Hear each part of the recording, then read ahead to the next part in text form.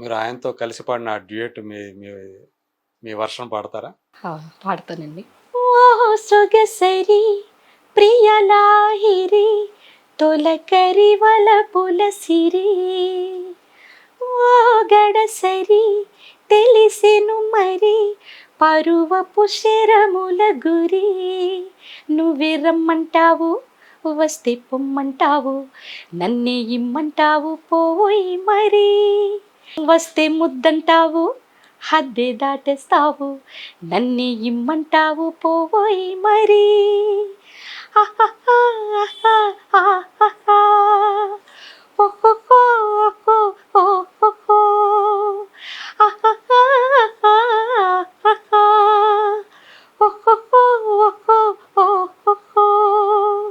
ఓ సొగసరి ప్రియలాహిరి తొలకరి వలపుల సిరి ఓ గడసరి తెలిసెను మరి పరువపు శరముల గురి.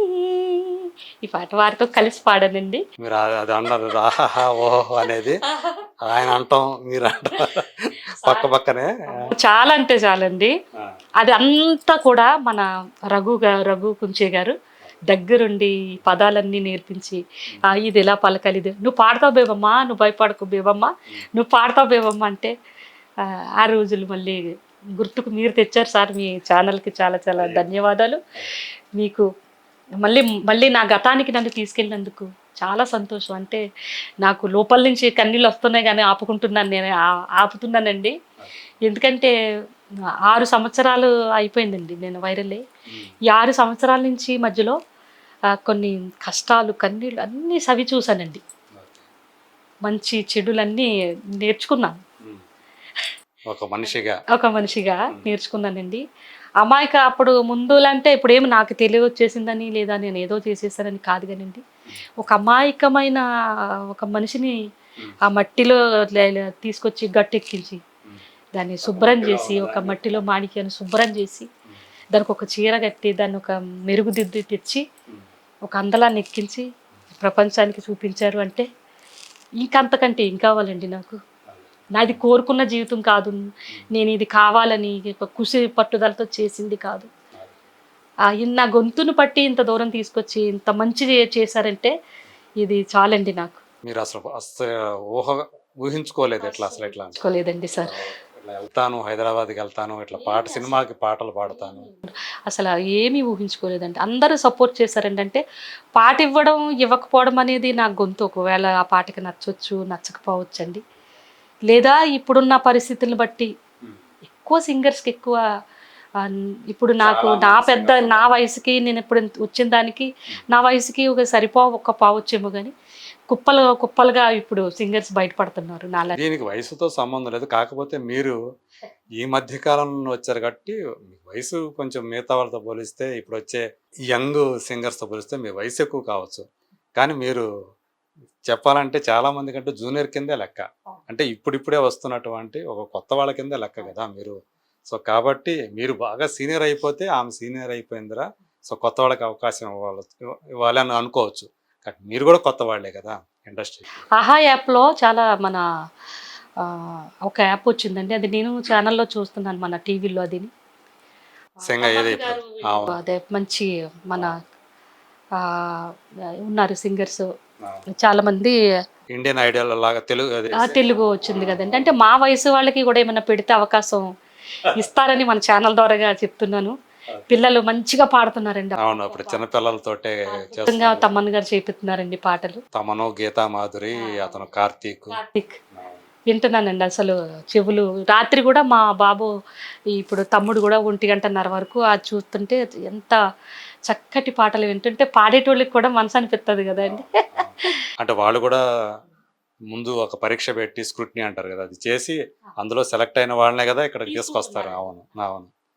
సో ఆ తర్వాత అదే టైంలో మీరు ఆ పాటలు పాడినప్పుడు చిరంజీవి గారి ఇంటికి వెళ్ళడం, చిరంజీవి గారిని చూసి మీరు తట్టుకోలేక ఆయన కాళ్ళకి మీరు ప్రణామాలు చేస్తా ఉంటే ఆయన ఇబ్బంది పడటం, అమ్మాలేమో. సో ఇది ఇంకొక మంచి అంటే బాలు గారితో పాడటం ఒక ఎత్తు అయితే, అంటే మరపురాని క్షణం అనుకుంటే చిరంజీవి గారు పిలిపించడం మిమ్మల్ని. వారి మాటలు ఇప్పటికీ కూడా నా చెవిలో అలా వినిపించుకుంటానండి.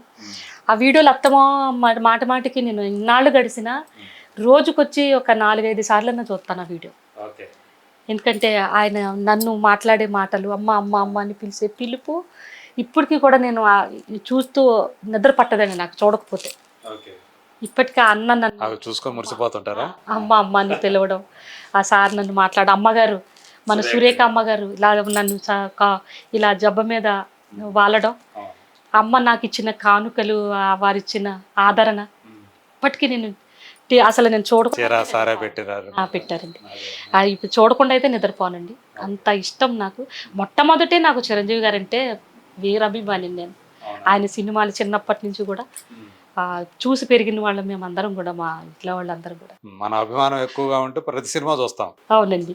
అలాంటి సినిమా చూసి జీవించి ఆయన అంటే పడి చచ్చే మాకు ఎదురు అయిన కళ్ళతో చూసామంటే ఇంకంతకంటే ఏం కావాలండి. సో అక్కడ ఎంతసేపు గడిపారు మీరు చిరంజీవి గారితో?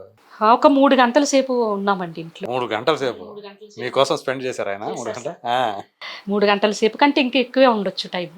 కోటి సార్, నేను, ఆ సురేఖమ్మ గారు, మా అన్న చిరంజీవి గారు అందరం కలిసి ముచ్చటించుకుని అమ్మగారే పిలిపించారంటండి నన్ను. సురేఖ అమ్మగారే పిలిపించారంట. బేబమ్మని ఒకసారి పిలిపించండి, బాగా పాడుతుంది అది ఇది అంటే అంతసేపు ఆయన మీతో ఏం మాట్లాడారు అసలు? అంటే ఇంతలాగా పాడుతుంది, సహజ సిద్ధంగా పాట నేర్చుకోకుండా, సంగీతం నేర్చుకోకుండా, చదువు లేకుండా ఇవన్నీ గుర్తుపెట్టుకుని ఎలా పాడుతుంది కోటి అని కోటి సార్ని అడుగుతుంటుంటే ఆయన చెప్పడం, ఈయన ముచ్చటించడం. అసలు ఎవరిని బేబీని పోల్చాలా కోటి అని అడిగారు చిరంజీవి గారు పాడిన తర్వాత. ఎవరిని అంటే ఒక చిత్ర, ఒక జానకమ్మ, ఒక కల్ప, మన ఆశా భోస్లే అది ఉన్నారు కదా, ఎవరిని మనం అనుకోవచ్చు బేబీ అంటే ఇప్పుడు వచ్చి ఈవిడి ఏమీ లేకుండానే ఇలా పాడుతుంది, ఈవిడికి ట్రైనింగ్ ఇచ్చి నేర్పించి సంగీతం అది ఏమైనా నేర్పిస్తే ఎలా పాడుతుంది, అసలు ఎవరిని ఊహించుకోవచ్చు అని అడిగారు కోటి సార్ గారు. కోటి సార్ గారు ఒక కల్లో ఎవ్వరు కాదు, అసలు ఒక జానకమ్మ వీళ్ళు ఎవ్వరు కాదు, బేబమ్మే. తన అంతే, తను స్పెషల్. ఆవిడ గొంతు ఆవిడదే, ఎవరిది కాదు, ఎవరితోనూ పోల్చకూడదు చెప్పారు. వారందరికీ కూడా మరొక్కసారి నేను మన ఛానల్ తరపు నుంచి నన్ను తీసుకొచ్చిన, నాకు ఇంత మంచి పేరు, ఇంత గుర్తింపు ఇచ్చిన వారందరికీ కూడా ధన్యవాదాలండి. చిరంజీవి గారి పాటల్లో మీరు ఏమైనా పాడగలుగుతారా? మీకు ఇష్టమైంది ఏదైనా? ఇప్పుడు చిరంజీవి గారి పాటలు పాడేదాన్ని అండి, అంటే వినడమే కాదు పాడేదాన్ని.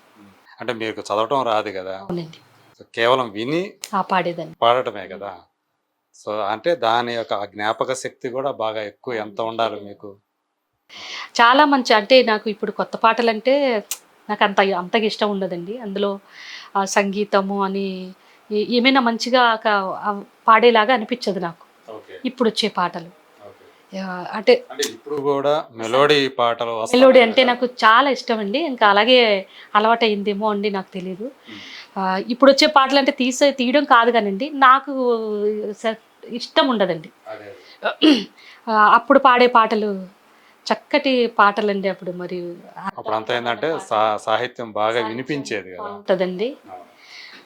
నాకు మా అన్న పాటల్లో నుంచి, చిరంజీవి అన్న పాటల్లో నుంచి అయితే ఉరకలై గోదావరి ఉరికెను వడిలోనికి, సొగసులై బృందావని విరిసెను సిగలోనికి, జత వెతుకు హృదయానికి శృతి తెలిపే మురళి,